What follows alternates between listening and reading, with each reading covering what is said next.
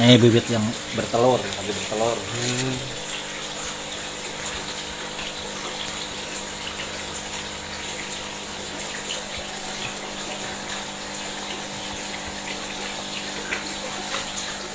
Itu bandingkan dog sadaya berarti. Gimana bayang ngendok sadaya, terus ngendok sadaya, lagi ngendok. Bibit dipisahkan begini gimana Pak? Nah ini karantina untuk persiapan di ini, dimasukkan di box.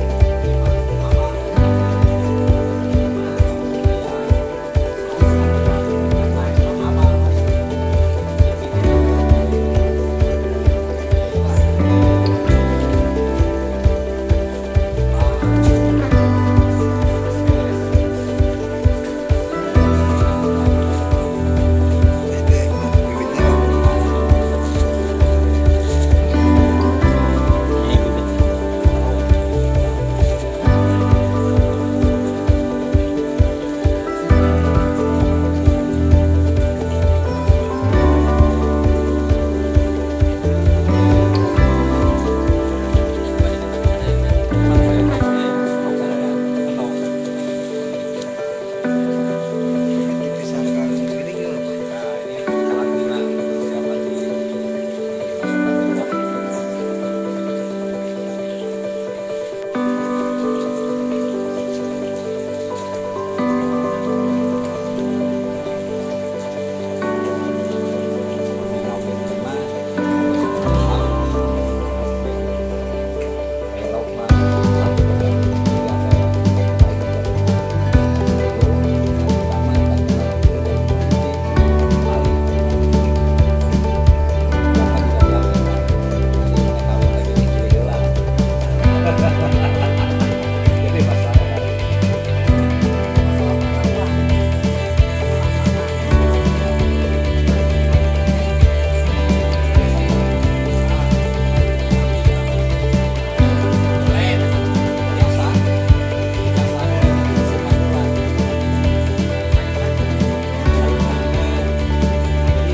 Bisa dijelaskan Pak?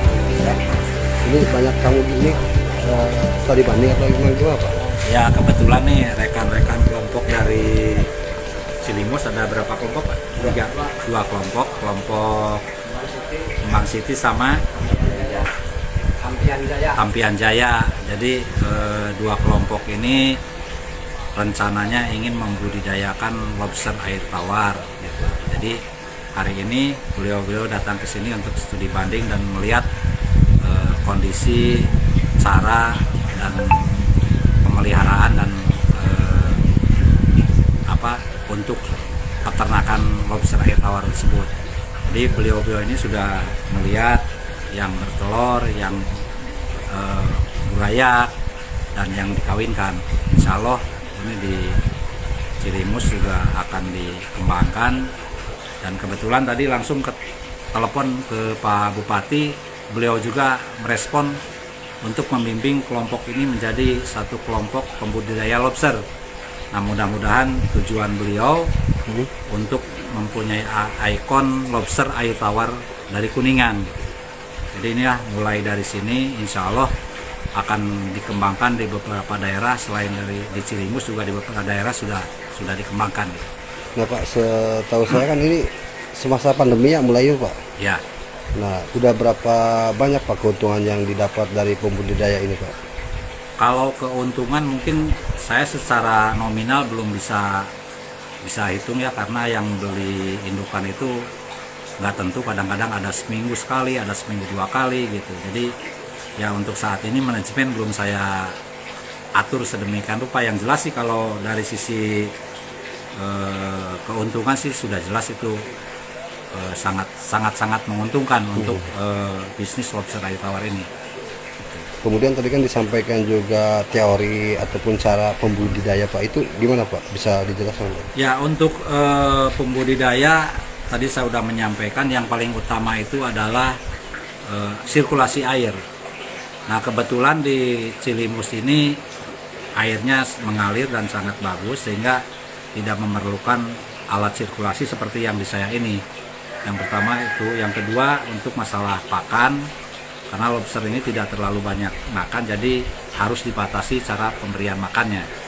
Kemudian penjagaan lainnya terutama ini dari sisi insektisida, jangan sampai ada masuk insektisida karena itu sangat rentan sekali dengan insektisida. Tapi itu mengatasinya sangat mudah karena kelihatan sekali kalau ada insektisida masuk di air itu pasti udang naik ke atas gitu. Nah itu tinggal ganti air aja, insya Allah udah lancar, udah sehat kembali. Kemudian Pak, kalau memang misalkan di akuarium itu bisa juga Pak? Di akuarium juga bisa dipelihara, cuman mungkin kapasitasnya tidak terlalu banyak gitu. Hanya ya itu yang utama itu ada sirkulasi air, sirkulasi air dan udara gitu. Itu yang paling utama. Bisa di akuarium, bisa di bak fiber. Bahkan saya dulu waktu pertama kali pembudidaya di sini saya pakai bak mandi bayi itu. Ya alhamdulillah sekarang sudah berkembang lebih bagus lagi gitu. Nah untuk satu paket Pak, untuk dapat dikembangbiakan Pak, kan dibeli dari sini nih, Ya. Berapa itu Pak? Untuk satu paket saya yang ukuran sedang itu saya kasih harga 250.000. Satu paket itu berapa betina Pak? Satu paket itu satu jantan 3 betina. Nah masa pembudidaya Pak berapa bulan Pak hingga panen tuh? Itu kalau untuk pembesaran dari mulai anakan turun dari indukan itu 6 bulan ya insya Allah sudah bisa konsumsi. Nah selain kelompok ini Pak yang sudah datang dari mana aja Pak? Selain kelompok ini udah berapa kemarin dari Pakapasan Hilir, dari Kabupaten Kuningan, dari Pakapasan Hilir, dari Indramayu, dari Cirebon, Tegal, Brebes itu sudah ada. Yang paling jauh dari Papua juga sudah datang sini untuk studi banding. Dan alhamdulillah mereka sering kontak dengan saya, semua berhasil dengan baik gitu. Berarti sudah menguntungkan ya Pak? Ya kalau dari sisi keuntungan saya terus terang aja udah untung banyak lah. Udah untung banyak, cuman ya itu karena skala belum begitu besar, jadi manajemen belum saya urus sedemikian rupa.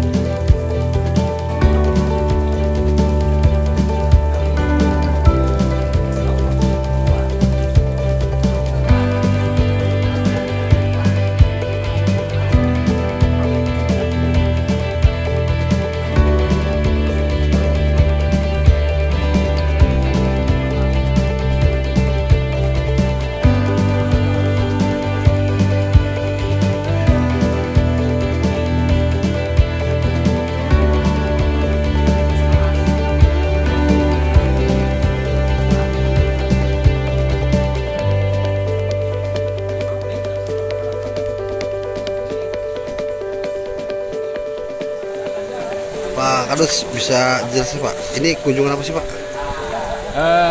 Ini kelompok tani Kemang City, kelompok tani Tapian Jaya, plus ada pokdakannya juga di dalamnya. Ya sengaja studi banding ke pusat pemberdayaan Panang dalam rangka ya untuk menimba ilmu terkait pemberdayaan lobster yang memang dianggap sesuatu yang baru dan punya prospek ke depannya. Mudah-mudahan ini jadi ikon Kabupaten Kuningan untuk dikembangkan nanti. Diambil lobster sebagai apa media pembudidaya gimana itu Pak? Ya, artinya karena ini sifatnya pembudidayaan, tentu kami dalam rangka tahap awal itu untuk mengunduh dulu tentang tata cara budidaya lobster, karena memang di Cilimus secara sumber alamnya itu sangat mendukung, diantaranya yaitu ya, air banyak, kemudian juga ada pasar dan masuk di apa ya daerah-daerah objek wisata seperti itu. Jadi persiapan insya Allah ini sangat-sangat menjanjikan. Jadi berarti sudah berapa kali Pak kunjungan ke sini Pak? Untuk pribadi saya alhamdulillah dua kali, kemudian ini yang ketiga kali membawa tentunya anggota dan juga pengurus. Sebagai percontohan saya pun sudah memulai membudidaya, hanya memang skalanya kecil, hanya satu paket itu di dalam rumah lah melalui media bak. Dan alhamdulillah sekarang dari satu paket itu sudah ada yang mulai bertelur. Jadi dengan contoh yang saya lakukan itu mudah-mudahan diikuti oleh semua anggota. Nah kemudian untuk ini kan studi banding juga Pak. Ya. Mendapat apa aja Pak selain teori-teori, kemudian tadi kan dibuka juga pasarnya ya Pak. Itu tahapan teorinya apa sih Pak untuk bisa sebagai pembudidaya itu Pak? Ya, karena kita ini pemula, jadi targetnya tidak untuk pembesaran. Ada dua konsep yang dicanangkan oleh Panang itu. Yang pertama membeli yang siap kawin, itu terdiri dari satu jantan dan 3 indukan, kemudian ditambah dengan satu lobster ikan tawar yang siap netes. Gitu. Jadi tahapannya seperti itu. Kedepannya mungkin bagaimana perlakuan burayak atau anak lobster itu sendiri dan bagaimana pembesarannya ini nanti akan dapat pendampingan dari Panang sendiri. Itu untuk medianya gimana sih Pak? Medianya bisa secara alami, yaitu melalui kolam tanah, dan yang kedua bisa melalui kolam semen. Sama aja lah, cuma Pak Nang sendiri sebagai narasumber dia lebih mengarahkan untuk di kolam tanah. Karena apa? Karena kolam tanah itu secara langsung menyiapkan plankton atau sumber makanan. Beda dengan namanya kolam semen, itu berbeda. Ya artinya menguntungkan juga Pak ketika ini dikembang sebagai profesi ataupun mata pencaharian. Jelas, karena ini secara analisa usaha sangat menjanjikan karena pasar masih terbuka, kalaupun umpamanya mungkin juga ekspor, dan yang saya sangat berharap ini menjadi prima roda usaha bagi rakyat di Cilimus atau warga Cilimus, karena memang apa artinya resiko dalam arti kos bisa ditekan, kemudian penyakit pun itu hampir dikatakan tidak ada. Artinya baik musim hujan, musim kemarau itu bisa jalan usaha budidaya lobster tersebut. Pak terlepas itu kalau medianya memang seperti baskom ataupun tempat plastik itu bisa juga Pak? Bisa. Hanya memang ada tambahan biaya karena memang perlu oksigen, jadi harus ada tambahan alat yang namanya aerator. Ya, untuk menyuplai oksigen, berbeda dengan di kolam terbuka atau alam terbuka itu karena air mengalir, jadi tidak perlu yang namanya aerator.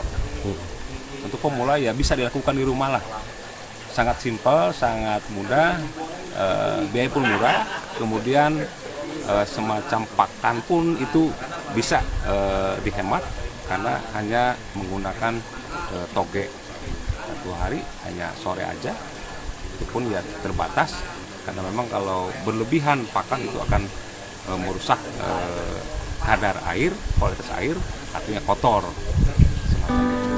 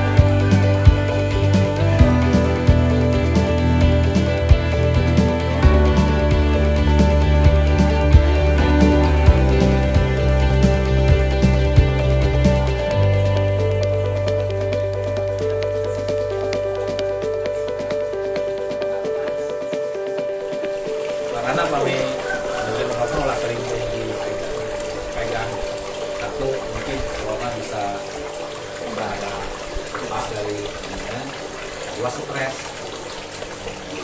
ini bisa dimakan itu karena sering dokter kesini mabok ditinggali anaknya saya stres dimakan. Jangan lupa like, subscribe, dan share ya.